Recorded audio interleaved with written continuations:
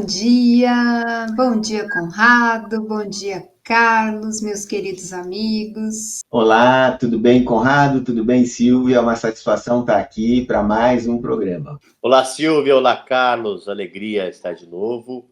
Vamos em frente. E a gente, no capítulo anterior, né, a gente tinha dado uma paradinha na história da Zulmira e da Odila, e a gente está conhecendo novos personagens que mais para frente a gente vai entender a conexão de todo mundo, né?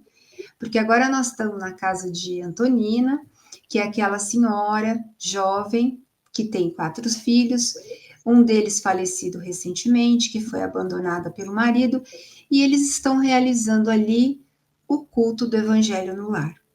E nós vimos que o tema foi todo voltado para a relação do perdão e para a relação do honrar pai e mãe, uma vez que o filho Haroldo, né, o mais velho dos filhos, questiona a própria mãe se eles deviam perdoar o pai, né? Porque ele falou assim, não, mas o nosso irmãozinho Marcos morreu porque a gente está sem condições financeiras porque o nosso pai nos abandonou. E o Conrado colocou brilhantemente o quanto devemos agradecer aos nossos pais o fato de eles terem nos dado a vida, porque o nosso corpo físico é a nossa ferramenta, é o nosso instrumento de libertação de nós mesmos. E se não fosse essa oportunidade, nós não estaríamos aqui hoje, né? A doutora Marlene até fala isso numa historinha, né? Que se nós tivéssemos sido abortados, a gente não estaria aqui. A gente é fruto de um aborto que não aconteceu, né? A gente é fruto de uma vontade que nossos pais aceitaram de nos receber, né? A gente viu no livro anterior, nos missionários, a questão do Segismundo, né? Que a mãe não conseguia engravidar porque o pai não aceitava a vinda de Segismundo, que tinha sido assassinado, né? Pelo próprio Segismundo. Então, aqui nós vamos continuar, nós vamos falar também de questões de culpa, nós vamos falar sobre questões que a falta do perdão, elas vão trazer para um outro personagem que estava escondidinho ali na sala do Evangelho, que era um velhinho bem cabisbaixo, né? Então, o nosso André chega-se bem próximo a ele e conversa com ele. Só que para conversar com o Leonardo, a condição vibracional dele é tão densa que o Hilário e o André Luiz, eles têm que consolidar, né? Eles têm que se manter, ter uma condição mais, vamos dizer assim, densificar o corpo físico, o corpo espiritual, para que ele possa enxergá-los, porque ele não os enxerga, né? E aí eles começam a conversar com o Leonardo. E aí vem a nossa história, que também é um filme, gente. Eu convido vocês para ler, porque é uma história tão cheia de detalhes que a gente vai resumir aqui um pouco a história para a gente poder ter tempo de conversar sobre todo esse ensinamento que é trazido aqui para nós. Então, Leonardo, ele chorava compulsivamente, ele falava, como assim? O que essa senhora aí, jovem, fica falando de perdão? E eu que tenho, achei impressionante isso, um vulcão no centro do crânio, imagine como que estava a cabeça desse nosso irmão, né? O quanto ele estava perturbado. Eu é que tenho que falar de perdão? Será que eu tenho que perdoar? Será que eu tenho que ser perdoado? E qual que é a história desse nosso irmão? O nome dele, na última reencarnação, foi Leonardo Pires, e ele está tão ainda preso naquela situação que ele vivenciou na reencarnação anterior, que ele está do mesmo jeito que ele desencarnou, né? Usando as mesmas roupas, e ele desencarnou há 20 anos, ele pertencia à infantaria do Exército Brasileiro, ele era empregado do Marechal Guilherme Xavier de Souza e eles estavam acampados em Piraju, no Paraguai, na Guerra do Paraguai, né, que aconteceu nos meados do século XIX, entre 1864 e 1870. E a gente vê, ele começa a contar que ele vivencia um relacionamento com uma moça muito bonita chamada Lola de Bavurri, e que era uma mulher desquitada, que tinha abandonado o marido e que queria viver aventuras, né? E vamos ver também que esta Lola é a nossa Antonina, que é neta do Leonardo, né? Então a gente já vê aí que existe uma relação entre os personagens. E junto nessa história da reencarnação passada, a gente também vê José Esteves, que era o enfermeiro de serviços especiais desse marechal, que ficou doente. E por influenciação de José Esteves, ele pediu assim: não, afasta o Leonardo, manda ele lá para a guerra. Por quê? Ele tinha intenções de ganhar, né, favores desse marechal, como também de conquistar a mulher do Leonardo, que era a Lola de Bavory. E aí os dois ficam juntos, e quando o nosso Leonardo volta, né, para estar com eles, e ele pega os dois juntos. Agora imagine a raiva, a vontade de se vingar que ele teve de Esteves. A primeira intenção dele é o quê? Não, vou esfaquear o Esteves com a minha lança. Só que ele fala assim: não, calma, né? As tropas estão aqui, eu vou acabar sendo preso, eu vou fazer alguma coisa para que eu consiga, né, fazer a coisa na surdina. E ele vai, faz de conta que nada aconteceu, ele convida esse Esteves para comer junto, começam a rir sobre os acontecimentos, falam sobre o Brasil, sobre o Rio de Janeiro, e ele envenena esse nosso irmão, né? E no momento do desencarne desse irmão, ele olha, né? O Esteves olha para Leonardo e ele vê o momento desse desencarne e o desespero de Leonardo no momento do desencarne. E ele está justamente nessa situação. Ele está preso nessa situação do envenenamento de José Esteves. Ele visualiza, né, esse nosso irmão, e ele considera que José Esteves o persegue. Mas, na verdade, ele não está sendo obsediado pelo José Esteves. Diferente do que a gente estava vendo com Odir e Zumira, não existe nesse caso um caso de obsessão. Porque José Esteves já está reencarnado e ele nem sabe disso, ele não tem consciência da reencarnação de José Esteves. E a gente vai ver mais para frente que ele vai aparecer também para alinhar toda essa história. Nessa situação, o que acontece com ele? É a própria consciência culpada, né, do Leonardo que o faz viver nesse ciclo. Então, ele vivencia diariamente o ato de envenenar o José Esteves. E ele não consegue se libertar disso, né? Então, como Odila, como Zumira, ele fica nesse monodeísmo, nessa fixação mental, né? Vivendo o quê? Demenciado, dementado no plano espiritual. E olha que beleza, através do Evangelho no Lar, que Antonina faz e do amor que ela ainda lembra do avô, ele consegue receber as benesses que ele nesse momento está recebendo, né? Ele reza, ele pede, e através desses pedidos que ele faz indo, né, em espírito na própria igreja do Rosário, ele visualiza o Marechal de repente, e o Marechal fala: não, você vai receber ajuda, o seu caso vai ser tratado. E aí a nossa equipe aparece justamente para ajudar o nosso irmão. Como é importante a gente dar atenção para resolver as nossas questões enquanto estamos encarnados. A gente sabe o quanto é difícil, né? Mas não é à toa que Jesus nos recomendou assim: reconcilia-te com teu amigo enquanto estás no caminho com ele. Porque depois, reconcilia-te com teu inimigo enquanto está no caminho, significa enquanto estamos encarnados. Vejam esse drama de Leonardo, que ele passa por uma situação de uma nova existência, em que ele tem a oportunidade de talvez ali reencontrar os afetos, né? A própria Antonina, que vem numa outra condição para desfrutar do convívio dele, mas ele está tão fixado, tão preso a tudo isso, que não consegue sequer se dar conta do que aconteceu, do que deixou de passar, de como as coisas mudaram. Eu me lembro muito do caso que é muito semelhante a esse, mas aí não no ponto de vista da vida terrena, mas no mundo espiritual, que é o caso de Cláudio, o avô de André Luiz, que desencarna e fica fixado na ideia, no caso dele era uma questão ligada ao dinheiro, às posses, né? E ele passa a viver numa situação em que a irmã, que era um desafeto que ele tinha, uma irmã que era adotada, que disputou herança com ele, né?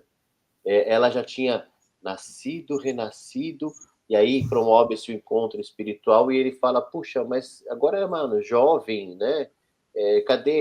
Como é que é isso? E ele reconhece que é uma outra existência. Então, para a gente ver que, às vezes, esses dramas, eles seguem num ciclo em que as existências estão avançando e o espírito ali está preso a um determinado assunto, um determinado trauma que não consegue vivenciar, senão diferente daquele sentimento de vingança, de ódio, ou seja lá o que for, né?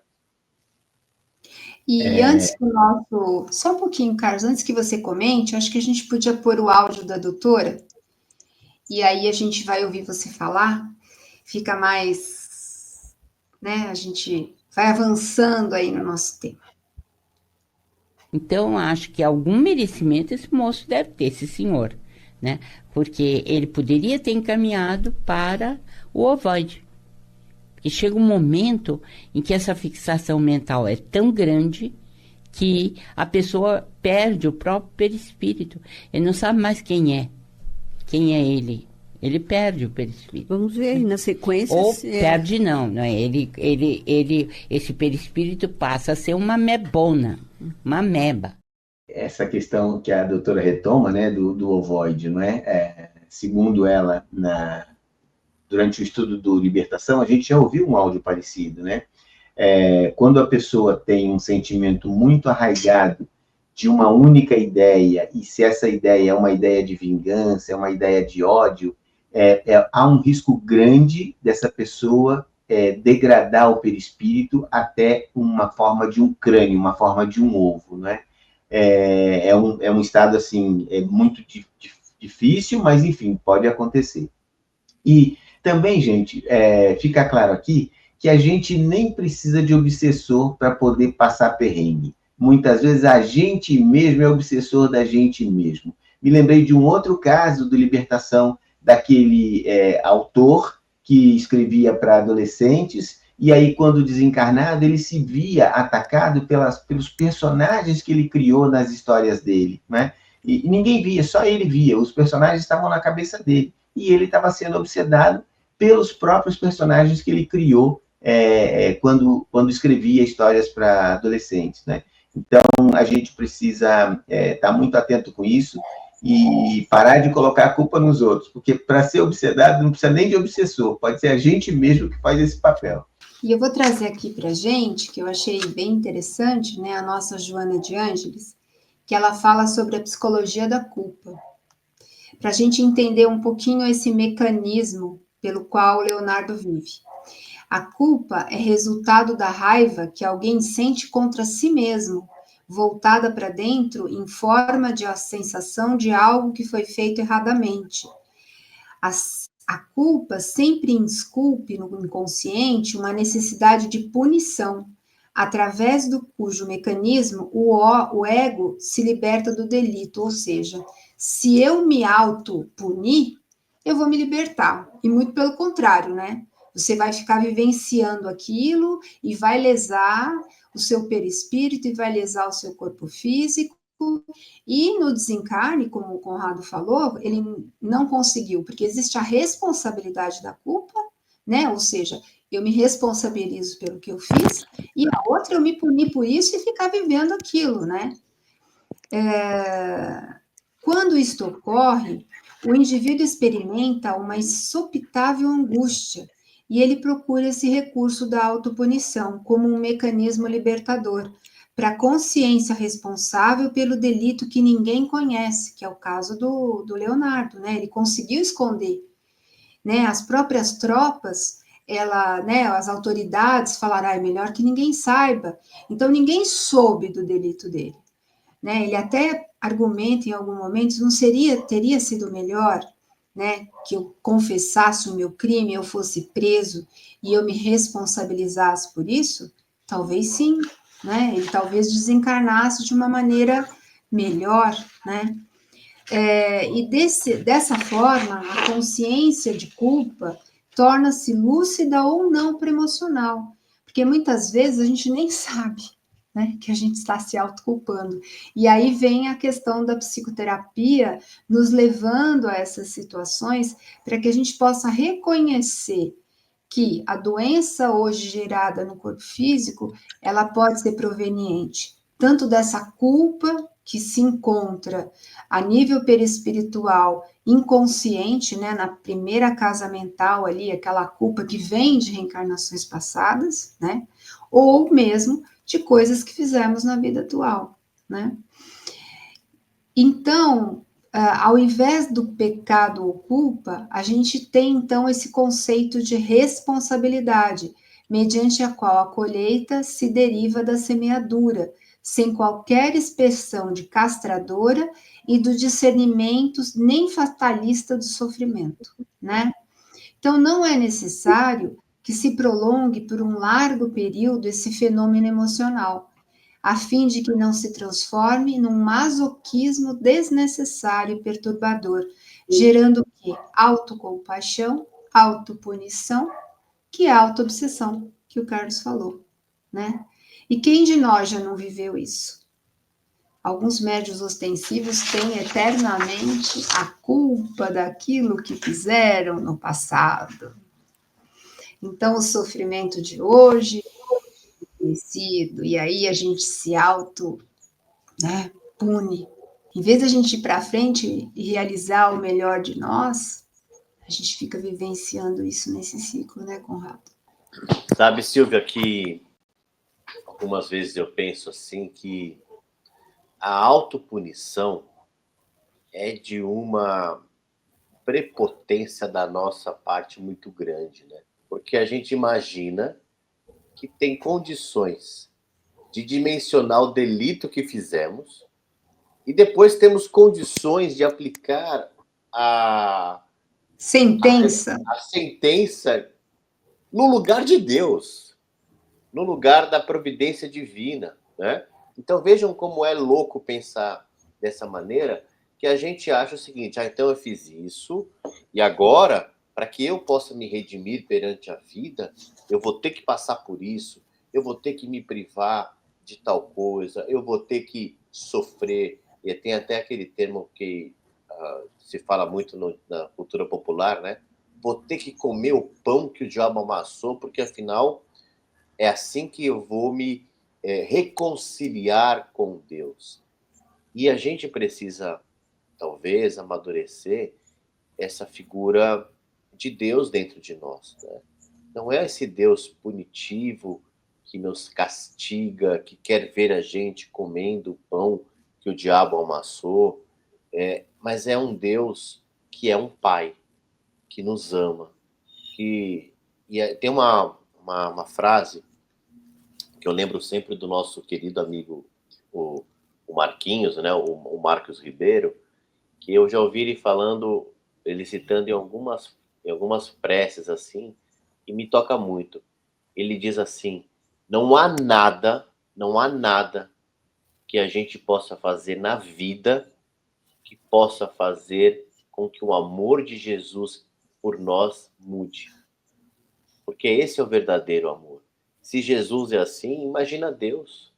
Não há um delito que a gente possa fazer na nossa caminhada como espíritos eternos que vai mudar o que Jesus e que Deus sente por nós. Então, a autopunição é um caminho que a gente escolhe imaginando, de uma certa forma, termos a resposta, o domínio, o controle, e tentando esse sacrifício. E Deus não quer o sacrifício, quer o aprendizado, quer a transformação, quer o aprendizado do amor, quer o exercício do perdão. Eu acho que esse é um caminho que nos coloca numa postura de muito mais, como você colocou, Silvia, de responsabilidade perante a vida, né? E por que sermos tão punitivos, né, Carlão, com a gente? Nós perdoamos o próximo e não nos auto-perdoamos? Por quê? Por quê? Por que não podemos ser mais compreensivos? No sentido assim, não é que eu vou me eximir da culpa, né? Eu tenho responsabilidade sobre o que eu fiz. Mas por que me punir, né? Por que também não me acolher? Né? O Andrei fala da criança, acolher a criança sofrida, a criança magoada, a criança que traz a culpa das vidas passadas, né? Por quê?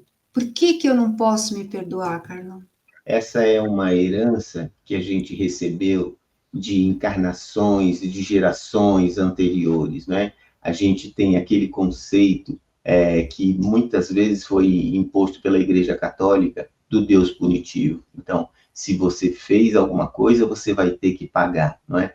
Muitas vezes a gente oferece sacrifícios a Deus, como se o sacrifício fosse agradável aos olhos de Deus.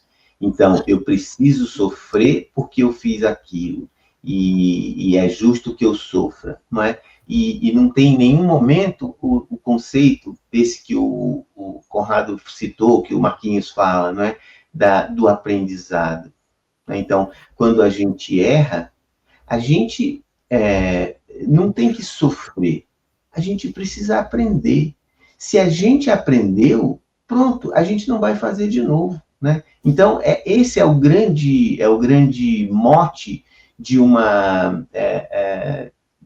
de aprender com o nosso erro, e não de sofrer após cometer um erro, né?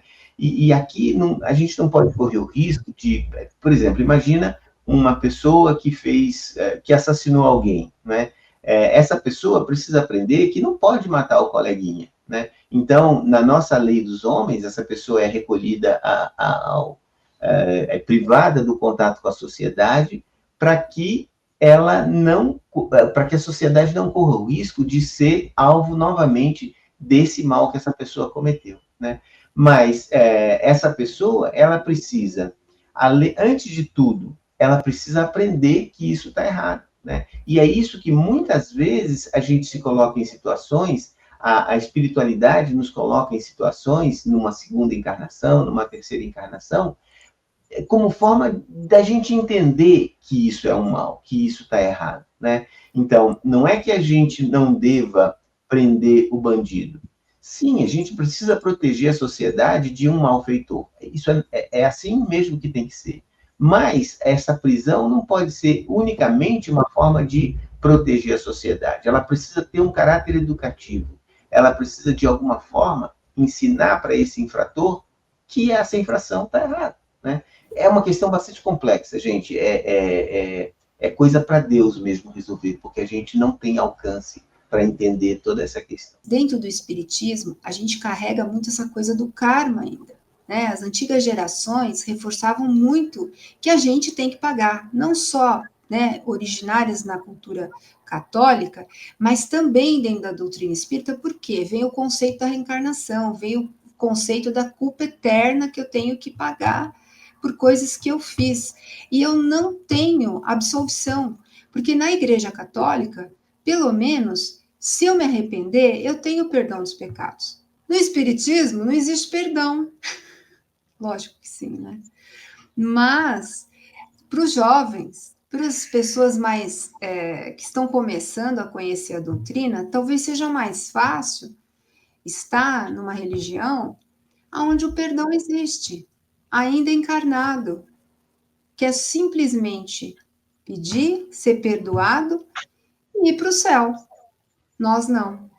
Nós vamos ter que reencarnar novamente para cumprir o nosso papel, né? Que é a lei de causa e efeito, que tanto fala esse livro. Então, eu vou deixar aqui essa colocação, que foi bastante polêmica no Mednesp, né, no nosso congresso, e vamos encerrando, então, esse nosso programa no dia de hoje. Eu deixo meu abraço, uma grande felicidade, uma gratidão enorme de estar aqui com meus amigos, o Conrado e o Carlos. Gente, fiquem em paz, fiquem com Deus, que vocês tenham uma excelente semana. Uma ótima semana a todos. Fiquem em paz.